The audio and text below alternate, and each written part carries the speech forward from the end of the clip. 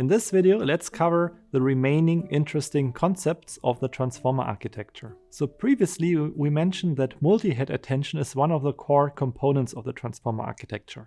However, if you pay close attention, in one of these boxes it says masked multi-head attention. So what is this masked supposed to mean?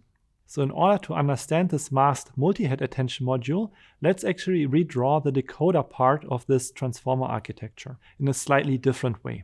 So we have here on the left-hand side the output embedding, and this output embedding goes into the masked multi-head attention module. And why do we actually need that masking in this particular attention module? So let's again think of a translation example here.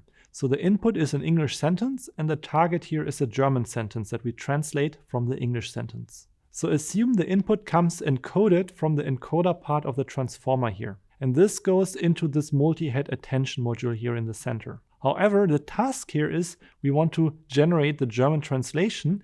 So at this point, we want to generate the first word. So let's focus in on the center here, the multi-head attention module. The multi-head attention module at the center receives two inputs.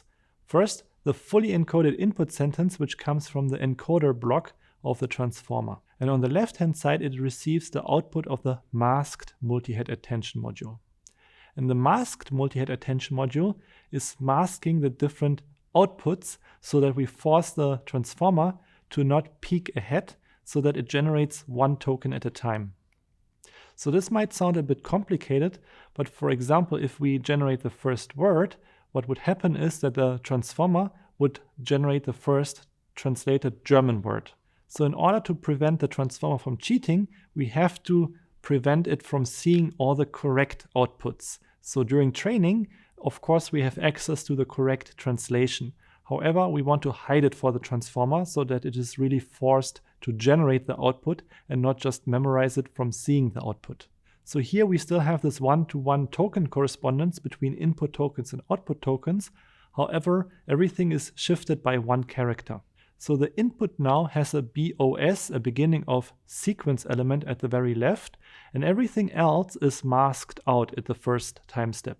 So at the first time step, the transformer will only see this beginning of sequence token and of course the input embedding. And then based on the input embedding together with this beginning of sequence token, it will generate the first translated word. So then moving on to the second time step, what we do is we shift the mask one unit to the right. So now the beginning of sequence and the first word are unmasked, everything else is masked. So here the network will then generate the second output word. And then correspondingly in the third time step, we unmask one more word so that the network then generates the next word. And in this fashion, the network is generating one token at a time. And yeah, this is the purpose of the masked attention module. That's how we then generate one token at a time without peeking at the correct output sequence during training. And yeah, this is also then to mimic the inference case where we translate a sentence for which we don't have the original output sentence. Because yeah, during training, we have to mask the sentence to really mimic this inference scenario when we want to apply the transformer to new sentences. Okay, so now we covered this masked attention module. Let's actually move on to the next interesting component of the transformer architecture, the positional encodings. So why do we actually need these positional encodings? That's because self-attention and fully connected layers are permutation invariant. That means it doesn't have a notion of a sequence. So let's illustrate this with an example. Suppose we have a fully connected layer for a case where we have two training examples with 3 features. And here we see the following output when we apply this fully connected layer to these 2 training examples.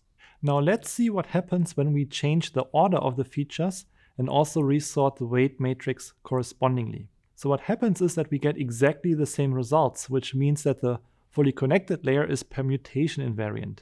That means that the order of the features doesn't really play a role because it doesn't have a notion of the sequence. So for example, imagine you would shuffle the words in a sentence. This would of course create sentences that don't really make sense anymore. So now to encode a notion of sequence into the transformer, we use so-called positional vectors that we add to the input vectors to obtain the so-called positional encodings. Now there are many different approaches for creating positional vectors, and I will provide you with some additional resources if you want to read more about that. So yeah, in a nutshell though, we use positional vectors to encode position information into the sequence here. And yeah, with that we covered all the important aspects of the transformer architecture. So in the next videos, let's actually see how these transformer concepts apply to the contemporary large language models.